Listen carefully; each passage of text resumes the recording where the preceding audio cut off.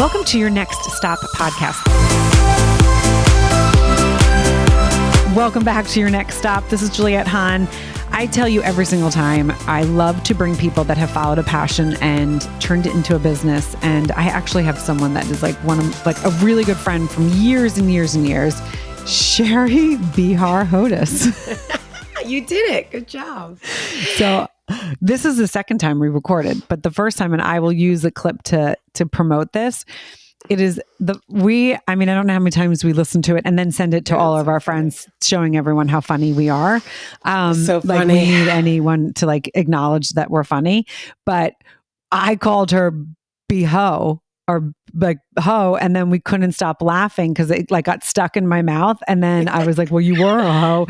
And then we went down this like whole funny thing. So I will definitely bring that back because it just was like such a good feel. Yeah. Because you couldn't speak and you kept trying, but then you couldn't couldn't stop laughing. And actually, when I think about it now, I still crack up because it was just funny. And the more you laughed, I laughed. So it became really funny. It was really funny. So just to set up, Shari owns a company. And I butchered that last time too, which it's so crazy because I think I said Aura, but it's Aura. But I said Aurora. I think you said Aurora. Yes. So Aura Merchandising, Instagram, it's AURA NYC _. You can find you on LinkedIn. You also have a website, auralimited.com. Yep. And again, it's spelled AURA.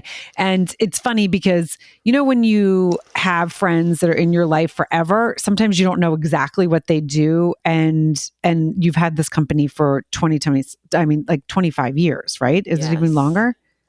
No, it's about 25 years, since 2001. And I don't want to date myself because then I sound like I'm older. I only tell people I'm like 30. So if I tell them I've been like working for 20 years, it couldn't have happened when I was 10. Actually, it might be more impressive that way. Yeah.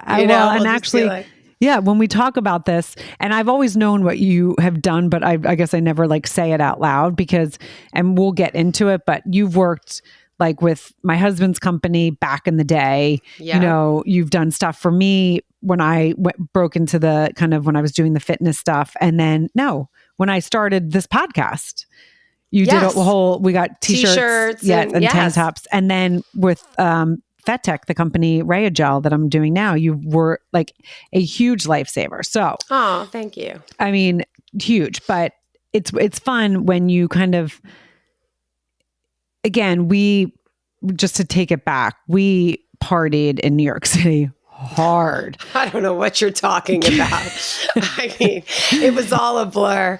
I always say it all happened so fast. Yeah. But before both of us were married, that's how far back we go. So, just to take it, this is like, it's so fun to watch and also fun that we've always stayed connected because we've always had this kind of like, I feel like you and I have the same sort of people networking kind of people person or when we're together and similar we make each other laugh. Too. Yeah. Yep. Very similar energy. Both like love people, have the gift of gab, just have high energy. So I feel like it's, it's always when we're in a room, everyone's when I'm there and you're not there, they're like, oh my God, we need Juliette because then it's like the perfect storm, Right.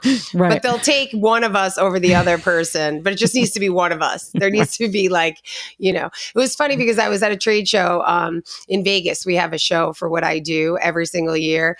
And, somebody was introducing me to somebody else and they were like, she's just a firecracker. And I was like, it's such an old term to call somebody a firecracker, but I haven't been called that probably, in years and years. But I think it's like the greatest compliment to like pay someone. You know what I mean? It is. You're a firecracker. Firecrackers are always fun, right? They're always lively. They're always entertaining. They colorful. Always give have colorful, good energy. So I was like, you know what? I like the firecracker analogy. Yeah.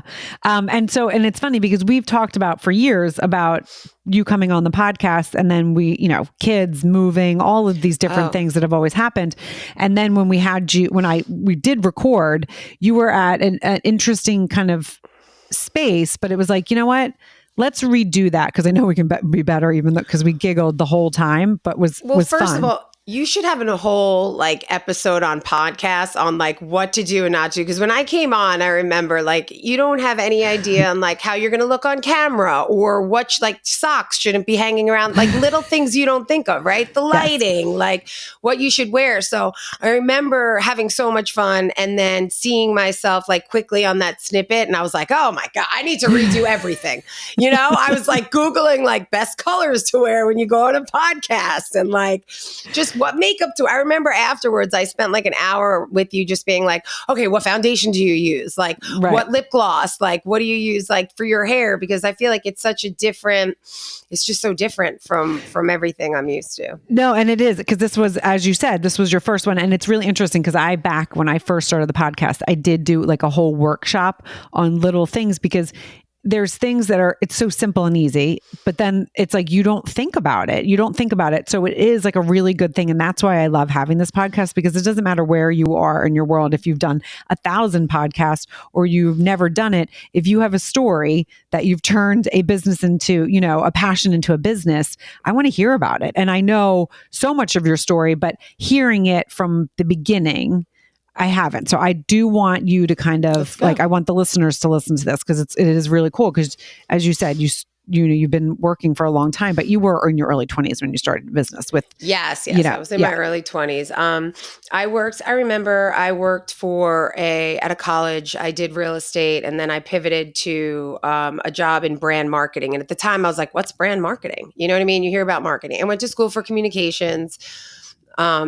So I guess people could judge how I'm doing after this podcast if I listened and paid attention in college. I think that from there it was kind of like open and open-ended. I feel like when we went to school and we spoke about this and touched upon this, I feel like there were a lot of other people that were much more, just knew what they wanted to do out of their life. Where me, I was like, I knew I loved people. I knew I loved, I could be good at sales because of my love of people. I knew that I loved marketing and communication. So from there was a brand marketing job that opened and I went in, and within working 6 months, I was kind of like, oh my gosh, so easy. Like you could do this out of your backyard. You're basically just putting logos on different merchandise, you know, and selling them out, but you're not manufacturing anything, right? So you're a middleman. So, what else I thought was so fabulous? At the time, it was like the .com boom. So everybody was putting a logo on everything at all times. Do you remember that whole .com era? Well, because I jumped into the .com and I started doing advertising sales in the .com. So I jumped ship from television and went into that because I was like, oh, what's the new shiny thing? I mean, right. Yeah. So, I mean, everyone was doing, you know, everything branded. And I liked it. I liked it because I could get creative. I wanted to kind of do things that were out of the box and new. Like, it's funny. It wasn't until recently that I realized, like, when people used to say the word, oh, you sell tchotchkes, it used to drive me crazy. I used to get so mad about it because I was like, no. Like, I take really new, fashion forward and trendy products because I work a lot in hair care and cosmetics. And I figure out ways to bring them down cost wise by different manufacturing methods or whether it be overseas production in different places. And then, you know, I bring them to market for my clients. And the word tchotchke, for some reason, just for me, it dumbed what I did down so much. It was like offensive, and I would correct people all the time. Right. And then recently, it was funny. I ran into a guy that we had a mutual friend, and he had one of the biggest promotional products company in our market, and he sold it right before COVID for millions and millions. And I ended up having a mutual friend and having a conversation with him, and he mentioned tchotchkes, and I told him how offended I was about that, and he was like, why would you be offended? He was like, it's a $400 billion industry. He's like, and you make a lot of money doing it. Like, why are you so offended by the word tchotchke? And I was like, huh. And then I thought about it. It's like, you know, you're successful selling tchotchkes or whatever it is. Like, why would you be offended? And then I kind of changed my mindset about it for a little bit, you know? Yeah, which is interesting. But you just brought up a good point because selling, as you just said, there's so much more behind it. And when it dummies it down, right? It like waters it down. But the way he's looking at it, he's like, it's a gold mine if you're in it. Right. Like, who cares? Why? Yeah. Why wouldn't you? Right. And then I was like, oh, okay. And then I digested it, and then now it doesn't bother me as much. But like, that would be the first word everyone would use. Oh, so you sell tchotchkes? And I was like, no, I don't just sell tchotchkes. You know what I mean? Well, but the word sales, I've actually, at a recent conference I was at, I was talking to someone and they're like, well, I'm not really a salesperson. It's just, and I said to them, I was like, everything you do is sales. You don't like the word because sales makes you feel icky. And the way you sell is you connect and you put things with people that actually make their lives better and help them sell their products. And so if you just change your mindset on the word sales, it's networking and what you do and the conversations. And literally, I just said to you, oh, wait, we're going to do that because of what you did. You sold me, but you didn't do it because you were trying to get a buck out of me. You knew that it would elevate my business. Of course, that it was right for you and what you were trying to do. Absolutely. Right. And that is still sales, even though it's a different. So I love that kind of semantics on words because there's so many kind of words like that in the world that someone is like, I hate that. And you're like, what do you mean? I love that. So I love that you changed your mindset though. And you really actually thought about it. Yeah. I feel like it's important. And I feel like, and it's funny that what you say too, I feel like the word sales or salesperson, could give you the ick because depending on what you tie it back to, right? Mm-hmm. Like if you feel like, are you one of those dirty, sleazy, in any profession, like you could be, like they say, the used car salesman, but like, not all used car salesmen are dirty and sleazy and, so I feel like with sales, it's sales and you're right. It's all about your mindset and how you look at it. And I love the word that you use, like connection, because that's really how I built my business. Yes. And that's why I love what I do. It goes back to your love of people. I truly love meeting people, hearing their stories, getting to know them. Like when everyone asks, like, what do you love to do? Like, that's what I love to do. Connect with people. I find it so interesting. And when you listen to people, believe it or not, and you authentically listen to people, that's where the connection comes through. It's an authenticity. It's authentic. And I feel like most people see through that, right? Yes. And I also believe in transparency. So when I started, I remember I was like, oh, I could do this on my own. And I came from a family of entrepreneurs, which we spoke about previously. And I was like still young. And I was like, what do I want to do? Do I want to stay with this and try it on my own? Or do I want to try something new? And they were like, look, try it on your own. What's the worst that could happen? You're back to square one looking for a job. And I was like, okay. So I remember setting up, I had like an old camp trunk. Remember those like big, like metal camp trunks that weigh like 100 pounds? I did not go to camp, but I had friends that went, but so yes. Yeah, I know the world. Yes. Yes. So, and I had a computer, and on that, back in the day, it wasn't like it is now with Apple where you like get a new computer and then all of a sudden you press a button and everything syncs. Like you needed an IT guy. And like, I didn't understand that world. I'm sure you didn't either. The whole email thing and web server, like it was like speaking a foreign language to me. Mm-hmm. So everyone was like, oh my God, was it so hard going out on your own and like, meeting new clients and funding your things? I was like, no, that was the easy part. Actually, the hard part was like getting my like tech stuff up and running, like a website and stuff like that. But again, I took 3 big clients with me. I think I had like Target, Liz Claiborne, and which was the third? Target, Liz Claiborne, and Victoria's Secret. Mm. And then from there, it kind of just took on a life of its own. And then I was doing things that I love, though, not necessarily just putting logos on pens, which I did have the capabilities of doing, but really getting my niche in the market, which was shopping the shopping stores, seeing what, especially living in New York City, it was so easy to find what's current and then know my clients, know their demographics and coming to them and being like, oh my God, this would be so great for you. And a lot of them did higher volume, gift with purchases, purchase with purchases. So it's like, hey, this would be great for your brand. Right. And I want you to touch a little bit about like painting the picture of how you grew up, because I do think that's an important part of who we all become, whether it's good or bad. So Absolutely. Take us back to a little bit of, where you grew up and what your parents did. Yeah. So I grew up on Long Island. My dad was an engineer. He worked for Grumman, which was like a government agency. He actually was pretty cool, and I didn't realize this until later in life. He helped build the lunar module, which is what put the astronauts like Neil Armstrong into space. So Very cool. on the moon, not into space, but on the moon. Yes. So to learn that was really interesting. But then, and then he got laid off. My parents got married young, then when they were 19. My mom was like valedictorian of her high school and got a full ride to college, but didn't go because supposedly at that time, you got married young. So she got married, had 3 kids. My dad got laid off and ends up like picking up a bakery products route. And my mom always worked and sold stuff like out of the house. And I think I told you this last time, like she would pick up like I remember coming home from school and then my whole garage was filled with like Dentine gum and like, you know what I mean? She was like slinging Dentine, or like in order to get my brothers or I to go to camp, she like worked in the camp doing something at the camp. But she always like, tried to find a way and, make money. And then she always wanted to be a lawyer. So she got a job working as a paralegal from 9 to 5 and then went to law school at night and then became a lawyer. And like a super successful one. And super successful. Yeah. She was a partner within a law firm, a matrimonial law firm, I think within 5 months of passing the bar. But again, she also worked for a nonprofit organization called Focus that helped women who couldn't afford to get divorces.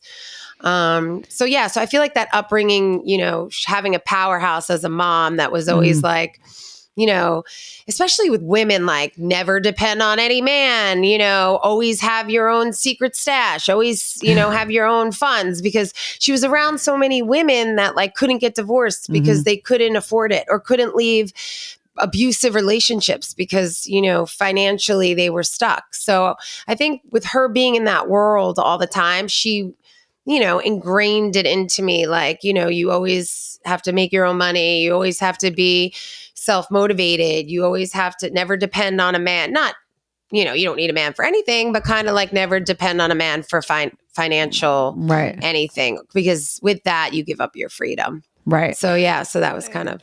No, that was cool. Right. And so I love that. So thank you for painting that. And now I want to jump again.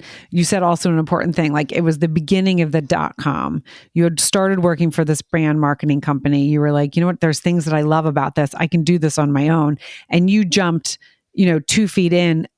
You had parents that, supported you, but you jumped and then you started doing what you really lit you up, the connections, right? So it's not only, and that's why I think probably the tchotchke thing made you pissed, because you were like, well, it's not that easy. Like anyone can do that. Like I'm actually elevating these companies and I'm doing more than that. So it was probably like, something that, I mean, we talk about this, something from your childhood that you were like, no, this is not easy, right? This is like not just an easy thing. I'm actually really working and I'm working hard. And it's, not just because I'm at the right time, right place. Yes, that has stuff to do it, but you were really good at what you did. It wasn't just all these circumstances that led to it, that you were getting like something handed to you. You're working your ass off. Yes, I was running around the city. I was meeting people, but just meeting people. That's so funny too, because that brings me into like, think about now in my work life, being in the city and having like, the ability to talk to so many different people when you go to a Starbucks, when you're in an office space and you go to the building. I mean, I'm sure you're the same way. It's always like, hey, how you doing? Like nice shoes when you're in an elevator, which strikes up a conversation with people, right? Always. And then when COVID happened and everyone started working from home, it became a very different, way of life. It's, and everyone used to say to me, oh my God, you've been in business so many years. That's amazing. And I was like, really? Like, I never realized why that was such like, I don't know. I didn't think that was crazy. I was like, what do you mean? Like, I thought that all businesses just happen like this. And right. And I think it wasn't until COVID that I realized, oh, I get it now. So it's not always like this. And the truth of the matter is you have to be visible. You have to have, and that's what I realized recently too, visibility is the most important thing with any business, which ties back to marketing and everything like that. But the visibility piece is it's just key. The most important. So this is very interesting to me. So do you think if COVID because I think that there's something that companies that don't have to be out there all the time, right, on social media or like advertising. I mean, there's a reason why the advertising industry is so big, right? Because if you can get the visibility and get out there, people, you're sitting watching a television show and something comes up. I mean, do you remember when you were little? I want that. I want that. And you put that on, a list, or wherever for your, so like there is something huge to it. And then as the whole kind of world of advertising has changed. I mean, so much of how people digest and take in, how you can skip through. When TiVo came out, remember bloop, bloop, bloop, and you can like go through the ad. Do you think for your business, because you had been in business as long as you were and you were as successful as you were, if COVID didn't happen, that you wouldn't have had to make a shift, like that you were riding on the top of the wave because of the work you put in, the momentum, the clients that were coming to you. But when COVID happened, everything shut down. Everything shut down and everyone pivoted on how they started doing things. So I know in the advertising world, because my husband's in it, Dan, that it was it turned everything kind of upside down. 1,000%. I think that and, the internet in general. I feel like from where we started and when we started, the internet was just starting. It wasn't like it is now. Like, I feel like it has to be twofold. I feel like leaving the city, COVID happening, it was very eye-opening. It was you had to pivot. There's a different way of doing business. There's a different way of having employees. I mean, everything. And I think we've spoken about this before COVID. I remember my team used to come to me and be like, and what a stickler I was about, no, you have to be in the office, and they would be like, can I work from home today? I'm like, work from home? No, you need to be in the office. We need to be able to bounce off of each other. Mm-hmm. We need the camaraderie. That's the only way to be successful. Like, what if you miss something? And what COVID brought to the table is, first of all, for somebody like me, it was like, wow, that was really old school mentality. You know what I mean? Because people can still be productive at home. I guess it depends on your personality, but I feel like depending on where you're at, I guess, in your business and kind of person you are. I feel like those things are big factors in, pivoting and if you could be successful pivoting. Right. I feel like we're kind of old school. Like we're still like, you need to get in front of people. And I still believe that. I feel like you could have a great marketing and everything else, but I don't know. And maybe you would know more than I would. If those, and what's the return on that investment with longevity? I feel like with longevity, you need to have that kind of connection and in that personal relationship, especially with what I do. Yeah. Because again, I think what sets you apart or me apart from other people is once you get to that, like, kind of, I feel like the companies that are all social media based, with that comes the same kind of like 9-to-5 mentality. Like there are times that you're going to be able to connect with somebody and times where you're not. And right. I feel like in my industry, especially, like even when you do 110 things right, there's always, I'm not doing them myself. So there's always something, even if when you do everything right, there's a small percentage that something could still go wrong. And for me, it's not about never making a mistake because no human is perfect, right? It's about how you handle the mistakes. How accessible are you? And you have somebody, especially most things that I do are event-based. So if I have like 10,000 bags for an event and then they're delayed and then they don't show up on time, like what do these people have for their event? What if they did marketing for it? What if it was a gift with purchase they've done, that they're doing at all of the stores where they did all of this additional marketing for it, where they did marketing for the marketing event that's going to then happen in the stores, and all of the money that was then put into that, and then to show up and not have anything. So it becomes stressful, right? So I think with that, you need to be able to be accessible. You need to be able to easily pivot, be solution oriented, because what happens if the client ordered something past the deadline, things are delayed, then they come in, then they're stuck in customs. Like, are you going to be like, sorry, or FedEx didn't deliver and be like, sorry, FedEx didn't deliver. Well, Right. that's not okay. Right. You know, so it's like, okay, wait, I have a domestic manufacturer. I'm going to make 5,000 bags and we're going to have them here tomorrow. And they're going to be similar to the 10,000 bags coming in that won't get there to the following day. Right. Right.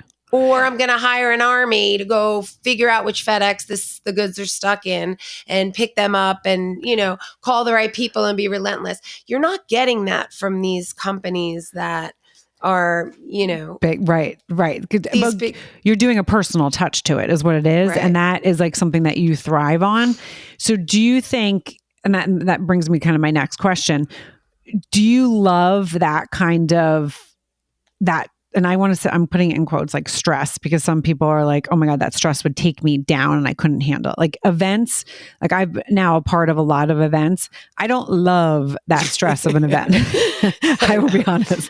I do not thrive, but I know a lot of people do. Yeah. Like my partner with the stuff that I do at the NFL Thread, she is like calm cucumber. And now that I'm with her, I'm like so much more calm. If I didn't have that calm energy and she's like, oh, this didn't come in. Oh, well, we'll pivot. And I'm like, oh, okay. Like there's some people that are just built, right? We talk about this on this podcast all the time. There's some people that are just built for certain things. Do you think that you thrive in that? That energy, or is there times where you're like, oh my God, I'm so exhausted, I don't want to do that anymore? Or is that like that's a great question. That's a really good question, because funny enough, like, I never thought of it, but that's when you tell people like, what are your best attributes? I would honestly say that's one of them. Yeah. You know what I mean? I don't like the 50 additional gray hairs that I'm going to get because of it. Right. But I do love it because I feel this great feeling of accomplishment when it's like you don't realize how, and we've also had this conversation before. It's like that is it's something that most people don't have, is that solution oriented, out of the box mentality. What you think is so common in that regard, it's not so common. It's actually, you say common sense is common sense is not so common. I learned that. I was like, oh my God, it's common sense. And I'm like, but wait a minute. If most people don't have it, it's not common sense. You know, it should be uncommon sense. Right. So I feel like I strive on that because I'm like a puzzler. You know what I mean? I'm the kind of person that you give me a problem to solve and I am on it. Like that's all I want to do. I won't stop until I figure it out. It's like the Matrix. Like I learned how to solve a Rubik's Cube like 2 months ago. Right. And most people are like, are you out of your mind? Like, why would you want to do that? Right? Like that sounds like the most awful thing. And because it's like, it takes a long time, but I was like, oh my God, it's like, it's a problem that you need to solve. And I was like, I just need to know how to solve it. So I'm that kind of person. Like you throw a puzzle on the table, like forget it. I'm not going to go to sleep until I finish the puzzle. Right. So that to me is like, you know, that's one of your strengths. Yeah. Accomplishing, like, I hate being told you can't do that because that to me is like, oh no, now I have to. Now that's the challenge for me. But you don't want to be in those situations. But I could tell you that, like, if we are in those situations, you definitely want to pick me on your team because I'll be relentless until we figure it out. Like, that's what I used to say to like my girls too, or my crew or my employees. It was like, never say no. Like I never want to hear the word no. Bring things to me on solutions, you know, like, and I think that's what most people do. It's like, no, we just can't do it. It's like, what do you mean you can't? Yeah, you can. Right. You can. Or maybe it won't be exactly, but give me a solution. Give me an alternative. Right. And we can figure it out. And we can figure it out. And I think it's so important what you just said, because so many people don't allow themselves in the career that they went or the path that they go down to really find like what their true strength, right? Like what they're like, they can find what lights them up or like what excites them, but to find your true strength is really cool. And I'm going to give you an example. And everyone's built like different. And that's one of the things that's why I love learning about people too, because I just get fascinated. I'm like, oh, that would light me up. Or no, I would like, you know, I'm a little bit more like this and I could talk about it all day long. But one of the things, and I'm going to bring it back to the conference, is one of the women is very much like me, like loves to network, loves to talk. And like she's so excited in the moment, but then she has to unwind. Like it drains her. She can do it and she really, really enjoys it, but she then needs time to herself. Like, you know what? I need like an hour where that. I light up. I could do it all. I don't get tired. I could sit at a conference and network or sit in a meeting and talk and brainstorm all fucking day long. And I can't go to sleep because I'm like, oh my God, the energy that just brought the adrenaline and the excitement, it does not shut me down at all. And it's interesting because we have very similar personalities that it's something that we're both very gifted at, but she needs the break, and where it winds me up even more. We don't need a break. No, me too. Ever. I have to tell you, I was invited by a woman who's actually a teacher, my son's teacher. And she met me and our kids ended up playing football together and we got to know each other. And she invited me to her high school reunion.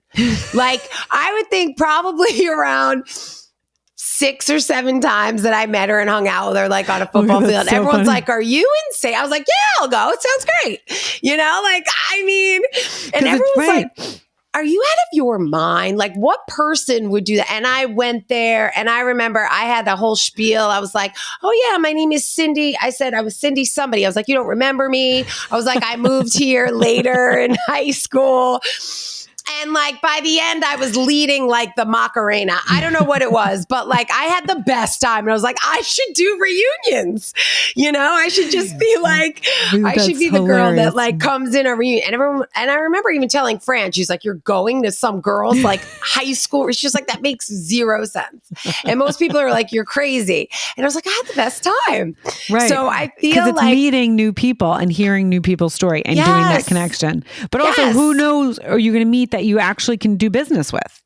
Right. I mean, that's not what you were thinking, but like, that's not what I was thinking. But there are some people that go like your friend and it's like, you feel like it's hard too when you're in those situations. People feel like they have to turn it on, you know? Yeah. But I don't get exhausted. You don't get exhausted because there's no turning on. Most people want to turn us off. That's the problem. You know, it's not turning it on. It's just turning it off. And I think that it's turning it off. It's turning it off. Yeah. It is turning it off because because I'm like, oh, that just lights me up. I could do like, I love this so much. You are so funny too. And you're so personal. And you're the same thing. Like, I feel like, again, that's why I named my company Aura, because people, you say, oh my God, you have such a positive aura about you. Right.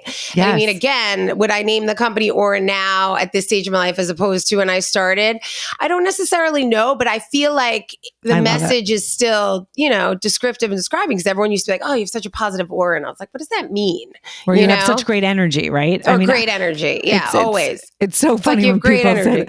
My husband Dan will totally laugh at me like, oh, he's like, honey, you have such good energy. Because everywhere we go, people are always like, oh, I love your energy. They must love your energy. And he'll be like, oh, here we go. My kids will laugh too. They're like, another person just said, oh, you have such great energy. Whenever it happens, we all giggle, but then it's like, we don't want to giggle to make the person feel weird, but we're like, right. You know, but it's like an inside joke. They're like, oh, that person's just giving mom a little bit more for her head. Oh, you have such good energy. No, but tell me, is there a better compliment? Like, I always feel like it's such a compliment because honestly, it's like, you're the person that somebody always wants in the room. It's like either, you know, I speak my mind too. So it's either say something off cuff that everyone's going to be like laugh at because they're going to be like zero filter, right? Or it's like you're going to be, you know, high energy and fun because let's be honest, like life is too short and like who wants to hang out with a dud or who wants to, you know? Yeah. But I have to say meeting those people also is like the problem solving thing for me. I was like, oh, you're going to give me somebody that like doesn't like to open up. Let's peel that onion, right? I'm like, what a challenge is that? Like this person's not very nice and personable. I was like, bring them on. Right. Why? Why? Why? What happened? Yeah. Let's dig deep in that. Yeah. Like a psychologist. Like when I was in school, because, I think we laughed about this before, I studied communications as well. But there was a part of me that was like, I would love to do like some psychologist thing. But then it was too much school. And because of my dyslexia, I was like, fuck that. I'm not going to go. I need to get in and get out. I didn't want to stay in school too long. But there is something that's so fascinating with how people tick and why people tick and how they're built and what they do and how they move. 1000%. And like, it's just, and it's not like because I think there's probably a period of time in my life where maybe it was a little bit like I tried to fix people, like. I was the same way. Don't even tell me. It's like the broken wing. I was the broken wing queen. I'm sure you were too. You're like, oh my God, you're the most messed up human. Like I could fix you. Right? Let me help. Let me be. Let's be friends. Yeah, I know. I did that too for a long time. Yeah, and then it was like, oh, I don't like this. This is no, and then you can't fix anyone. Yeah, not only that, you normally get you can't fix anyone. Then you get stage 5 clingers that you basically put all of this energy into. But it's true. It's so true. So true. It's like, oh my God, no wonder why. Like, I so many people want to be friends with me. It's like, okay, well, you think you're Mother Teresa and can solve the universe, and also you're so giving and you take it on like a challenge too, but you're also a good human. So I feel like, it comes from a good place, but yeah, you're right. You realize that people start sucking the life out of you instead of. Well, and when I did my fitness stint, that's why I kind of had to like, be like, I think this is, it's draining me and not in a good way because it's like, okay, I can't like, just don't fucking eat the burger. I don't understand why we're talking about this for the 8th month. Every Saturday. Okay. You're like, I don't know you well enough to bitch slap you. So I'm just going to say. Just don't fucking do it. Don't go to go to a different restaurant. I don't after time and time again of being like, oh, this is what you should do. This is what you should. Then I was like, well, now I'm getting annoyed. Damn Jesus it. Christ. Yeah. It's like a broken record. Be like, damn it. I can't deal with you anymore. Now wonder why he doesn't want to meet you at the restaurant. No, I'm just kidding. No, totally. No. Maybe it's because you're annoying. No. Right. No, I understand. And then you start being like, oh my God, why am I so angry? I feel like you might be the person like me in that too, where we don't realize it, but a lot of people want to be around people that have that energy, but you also have to be careful who like you let in. Yes. Because who sucks your energy out of you, right? Yes. I realized I learned that as I got older. I'm like, wow, that person was a real energy sucker. Yes. And it's very aware. Again, that's where like the strengths and weaknesses to know how you roll and what you need, and not in a selfish way, but it's like what we're put on this earth to do is to generate energy, right? Like to generate, to make other people feel good. When we're doing things that feel good, others are like, what are you doing? Why? Like, I want to be around you because you're making me feel good to be able to go and do stuff that's better. And if we all can kind of tap into where our strengths are and then know, some of these, some of it I'm not great at, and I'm just going to have someone else do it, right? That's when you grow teams. So, and I know before we started, you were saying that you have gotten a little bit of life again because you moved out of the city, so take us through kind of this path. Talk about a deep, dark, like energy sucker. Moving out of the city was definitely an energy sucker. I mean, it was very hard. Now when I still even go into the city, when I'm like driving and I see the city skyline, I feel like somebody has like plugged me in again. Mm-hmm. It's that like, it's very hard to keep being self-motivated when you're not surrounded. You don't realize that by like the hustle and bustle. And I get such energy when I go back to the city and people are always so like, even just having like, I don't know, like lunch with just like-minded people. It's very different from the screen. It is because you feed off of them. So I so now that I'm, COVID happened, I'm working out of my house, which I'm sure it's very hard for people like us. I feel like that's also like being a people person. That is not easy. But I was actually just talking about this with someone, is I have found a way, and I think it's though because I do my podcast. So I'm constantly talking to like-minded people. And so I'm able to find some of it through the screen, not the same as like being involved, but and I remember when I moved full-time out here, it was people were like, oh, it's going to be so lonely. Why aren't you lonely? Like, you're not lonely. And I was like, first of all, I don't really get lonely because I can entertain myself, but that's a whole nother story. But well, that's for another podcast. For another podcast. Yeah, not this one. Not this one. But I can interviewing people and feeling that I still get something from it, and that's why the podcast was so kind of like it. And again, it was not a purpose thing. It just, I really believe it was just kind of like, okay, this is what you need now that you're out here.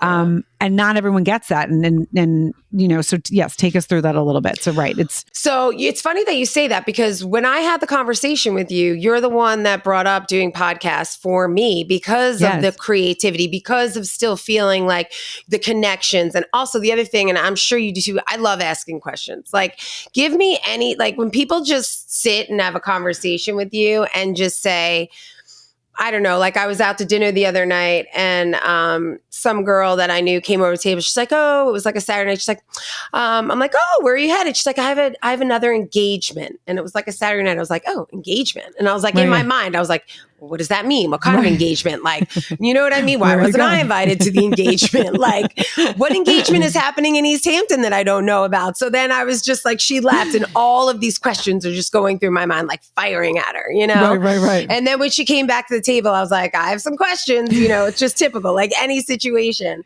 And so I just started asking her questions. So I feel like that in and of itself, that you said to me, you were like, podcast, and like, I wasn't thinking like, oh my God, podcast, I'm going to become the next, Joe Rogan.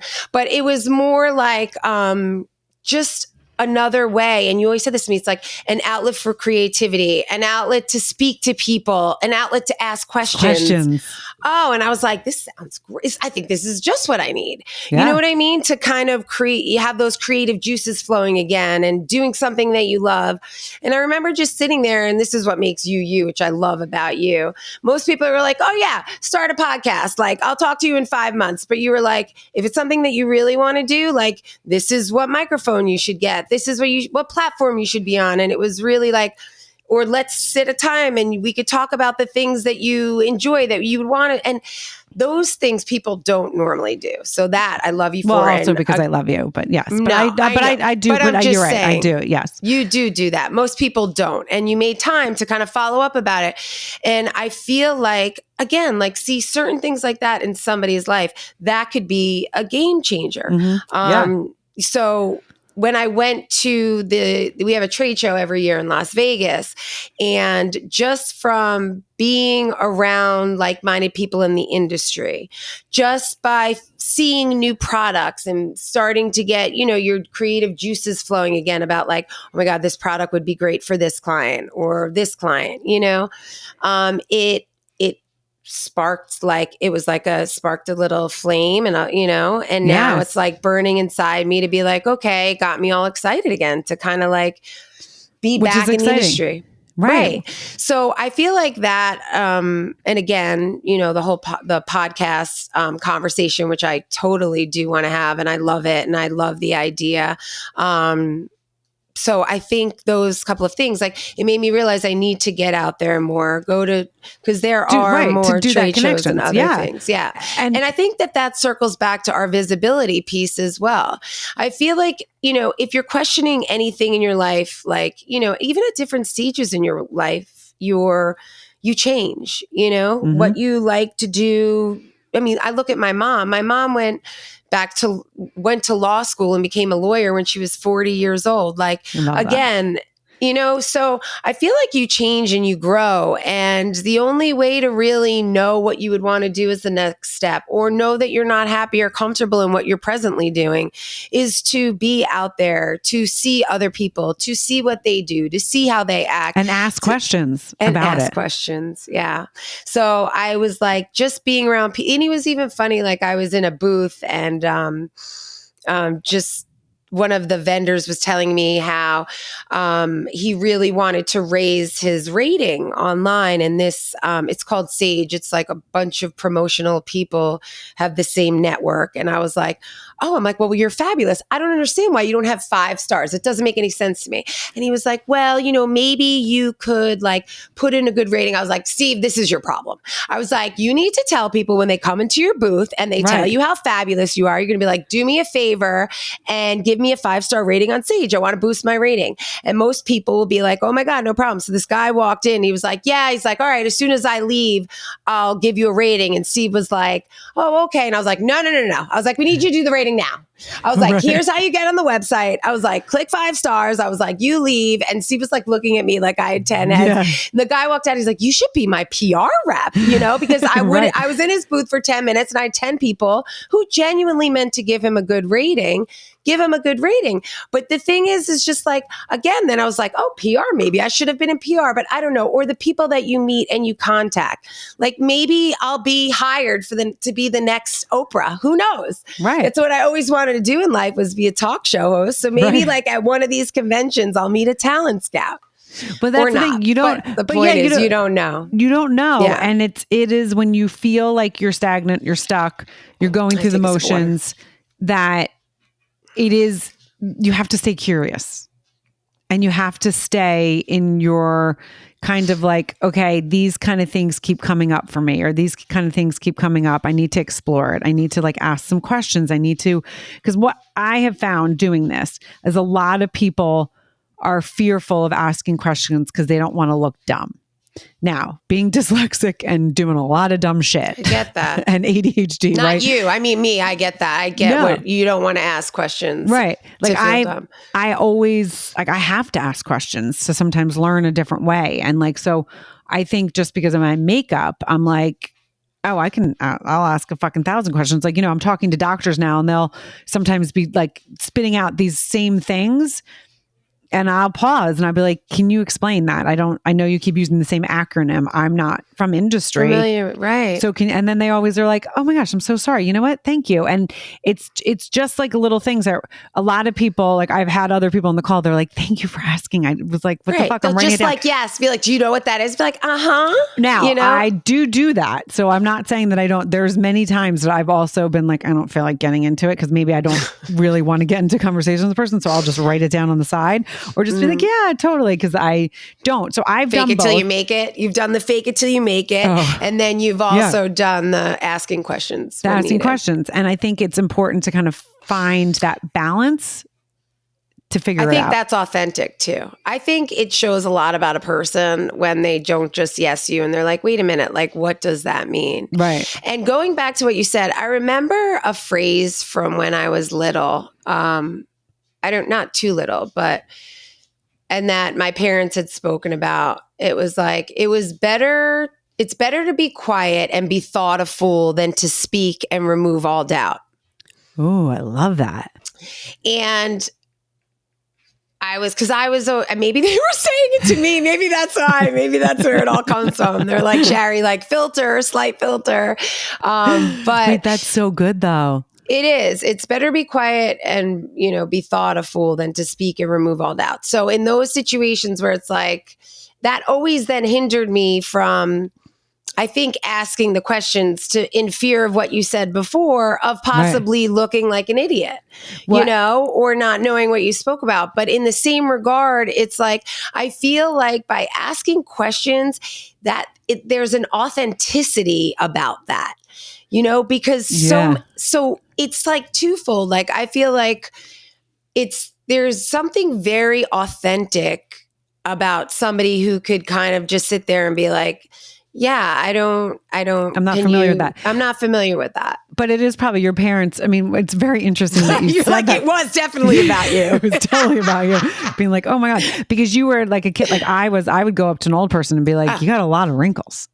Like you're going to die. My mom would be like, oh my God. Oh, I'm so sorry. Like I said what was on my freaking mind. Same. So I could see that. But I have to say, my dad, from when I was very young, would always say to me, there's no dumb question. If you have a question, ask it. And so I That's think great. coming from that, and my dad's also dyslexic, coming from that. Oh, I didn't know that. And so I didn't know think your dad was also dyslexic. Yeah. And so I think, and his mom let him ask a lot of questions. You know what I mean? So like, I think it was this, it's like, okay, it's okay to ask questions. Right. And I mean, you know, my son that's also dyslexic, I mean, we used to call him the why kid because he asked like, you know, and kids in general ask a lot of questions, but it was like, I mean, triple. I would have friends that'd be like, oh my God, he asks so many fucking questions. How do you keep up? And I'm like, I love it. I love it. And if I don't know it, we look it up and we figure it out together. He wanted to know about how everything worked. And it was just so interesting. It's just the way and I'm not saying that people that ask a lot of questions are dyslexic, just, you know, in my world, that's what it is. Because things don't always line up the way that someone's explaining it. So you need to ask, but there's a lot of dyslexic people that won't ask because they don't want to look stupid. And so I think that there's a very fine line, and you need to read the person that's in front of you, because there's people that don't want to answer questions or don't know the answer and don't like you asking questions because they also think you're questioning them. Or challenging them. My eye doctor yesterday was not real big fan of my questions. I need the first name and last name of the eye doctor. I look like I've been like smoking weed all day. My eyes are so freaking bloodshot. Oh, is that why you enjoy podcasts so much? No, actually, your eyes do look very glassy. They're something's bothering me. You have to go to a new eye doctor. Okay, go ahead. Anyways, right. So anyone that's watching this on YouTube, yes, I know I look like she's not stoned. Everybody, she does these things sober. Yeah. No, I hear what you're saying. Like, and it's funny because my son asks a lot. Like, watching a movie with him is almost like, I'm like, I don't want to watch a movie with you anymore. And it's so mean, but it's so true because he asks so many questions, but that's also what makes him so smart. And that's what makes, I think, you so smart as a person, are the people that do ask the questions. Well, because we're learning, right? Yes. Because you're learning. And you're processing, you know, and you're connecting dots and you're making connections. And I feel like, yes, it's learning. And I love that. And I feel like I do ask a lot of questions also because I'm like kind of nosy too. Like I want to know. Right. Like, right? A little nosy. You know, because I'm like, oh my God, but I don't understand. Like, what'd you do before that? And then why did you do that? What was your mindset at the time? So yeah, I agree. But I feel like entrepreneurs are those kind of people that ask questions, don't you? Yeah. I feel like most yes, a lot of entrepreneurs, I feel like that people that I encounter that are in that space. But it's also because it's not a traditional path, right? It's kind of an atraditional. And so sometimes you have to like know what questions. And this is one of the things that I say that I absolutely love. Like, you could be one question away from a different life. It depends on who you ask. That just gave me chills. I didn't know that. I've never heard you say that before. Like, I think love about that. It's actually like on my YouTube. That's like my first thing. Like, really? If you ask who you ask the question to, when you ask it, what the question is, your entire life trajectory can be changed. That's unbelievable and unbelievably true as well. You know? It reminds me of, I don't know if you ever see that movie Sliding Doors? Yes. Where it's like you make the train and your life goes this way, and you miss the train and your life goes this way, and how it changes the trajectory of your life. Yeah. And they follow the two different paths that your life would have taken. That reminds me of that. But it's true. You're one question away. Yeah. I mean, I love that. I love that. I actually love it. And I believe it's true. The more questions you ask, knowledge is power. But I also believe, as I was speaking to my stepson about this the other day too, ignorance is also bliss. Right. You know, those two are very true as well. But that's where it really, that's where there's that fine line, that movie, right? It's so fine because you don't know what side to go on. But the more I think people can be centered into who they are and confident and comfortable in who they are, and know, like, read other people, like, you can really balance that and do both really well. I agree. I feel like I also didn't realize what a superpower it was to be intuitive, like to be able to read people. Yeah. Right? I mean, huge superpower. You do that very well. And also you have this gift to like segue and keep people like on track. Like I'm all over the place. I'm like, oh my God, squirrel. You want to talk about squirrels? And like, you know, last time I saw a squirrel. I love that you said that though. But I mean, talk to Dan about that, and he would pee his pants. He'd be like, what are you talking about? Oh my God, I'm like squirrel in this. And I have found, because I've had a lot of people that know me very well, they're like, I've listened to your podcast. I don't understand how you can stay so on track. And then I have a conversation with you later. But I've gotten really, really good at it in the last like 8 to 10 years because of that. Yeah. I have to be honest, knowing you, like it was almost like everyone was like, you need to go on. We need to see you guys speak to each other on a podcast, because you two, we can't even imagine what that must be like.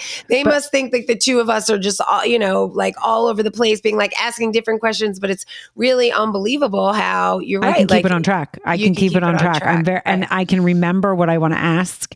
But back in my early attention deficit days, like my 20s and 30s, no, if I had a question and someone was talking, I would have to interrupt them because I needed to get the question out, because I would never remember. Or I won't remember. I know. The same thing. But I can not do that anymore. And it's because of doing this, really. Right. And kind of honing on that. You could see your, like, again, I feel like it must be even harder. It's different when you're in front of somebody and like have a conversation for them to see your authenticity. It's so much harder this way. Yeah.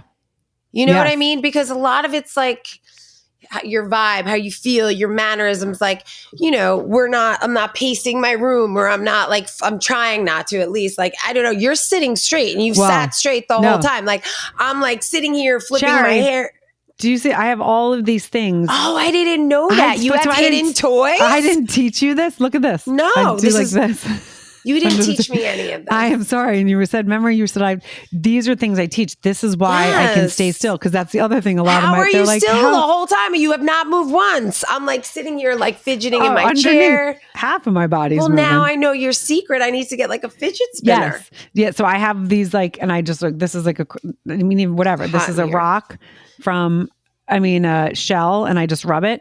So these are the things, yes, because it is, but I do this. Danielle, who I work with, she's like, I don't understand how you can sit all day do this, because I've gotten really good, but it's because of practice, and I see what it is and what's important. And this is, I do, back in my storytelling consultant days, this is what I would help people do that were getting on the circuit. Cause I'm like, there's a lot of hints and a lot of tricks that you can do to then also get on other people's podcasts. Like if you're a good guest, people are going to want that. If you're like, what makes a good guest? Is someone that can have a conversation and stay and answer questions, but not just answer like one word, like literally can have a conversation. And I don't think you're moving that much, but like, oh my God, you haven't seen, I like literally, and also, you notice my neck's getting really red. I'm breaking out in hives. Okay. I have to turn the heat off. I was like, oh my God, it's getting so hot here.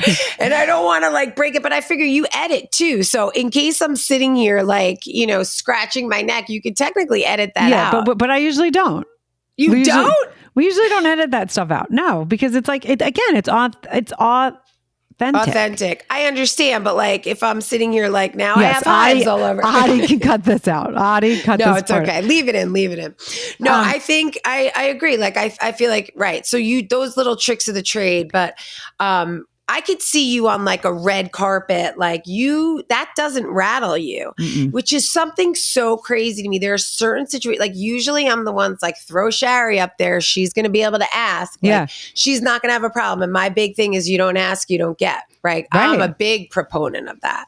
Right. Like you want something, ask for it. Yeah, because you don't know and I've taught my kids that. I'm like, you have to ask. If you have to ask. If you don't ask, the answer is no. But I want to go back. One of the things with Zoom, I can read people on Zoom.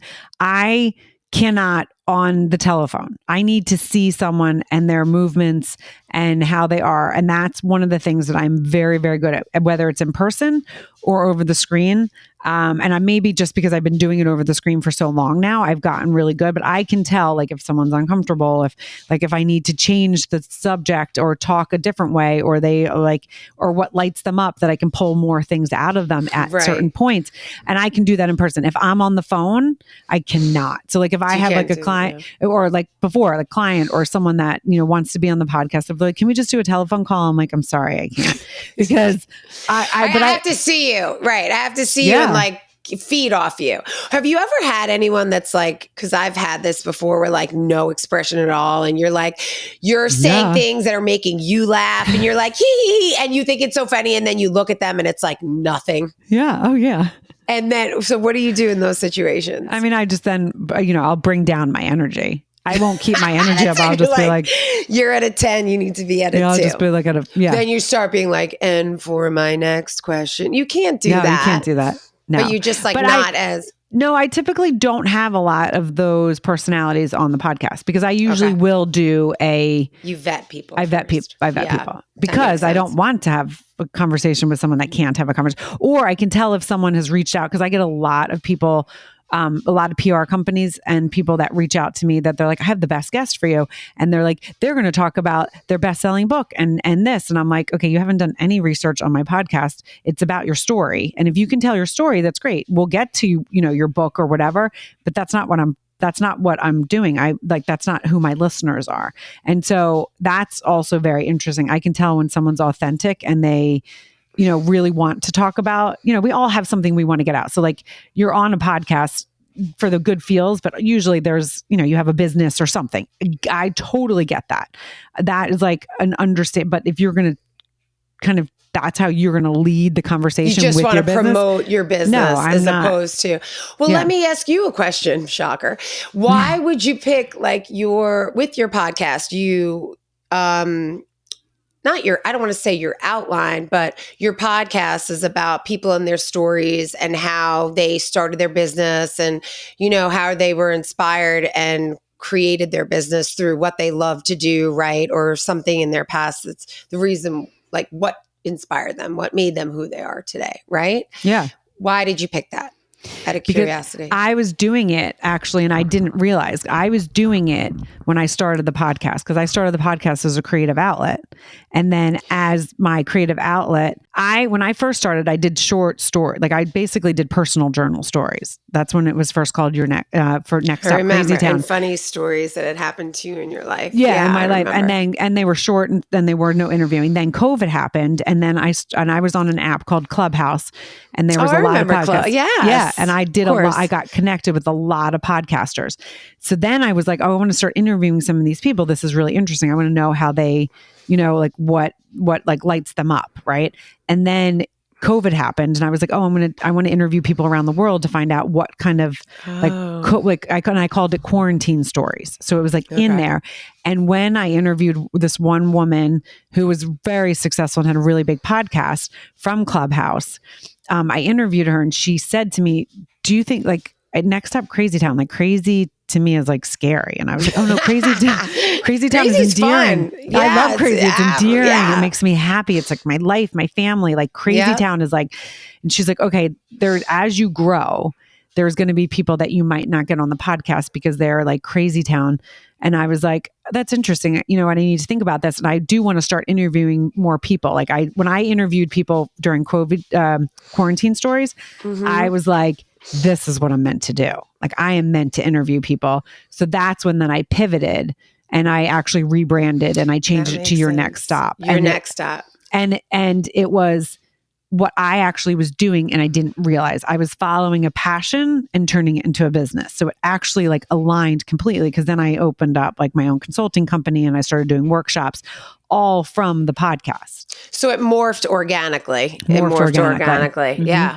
And that's interesting. So crazy people could take as like, certifiable, as opposed to crazy. I think of crazy as fun and happy. Happy. Right. Yeah. Positive. I feel like that's because we're crazy. Yeah, exactly. It's because we're called crazy so often. We're like, and it must be me that you're amazing. No, I guess. Totally. No, that is. But really, yeah. So Shari, thank you so much for joining Your Next Stop. We can sit and talk for hours if people didn't realize that. But you guys know what to do. Like, rate, review, and share because you don't know who in their life right now is at a crossroads, who maybe needs to hear some inspiration, who is really out there that needs to pivot. They need to hear a story like this. So like, rate, review, and share. And we'll see you for another episode of Your Next Stop. And ask questions. Always ask some questions. Why? Because you're one question away. What's your quote? From a different life. You're one question away from a different life.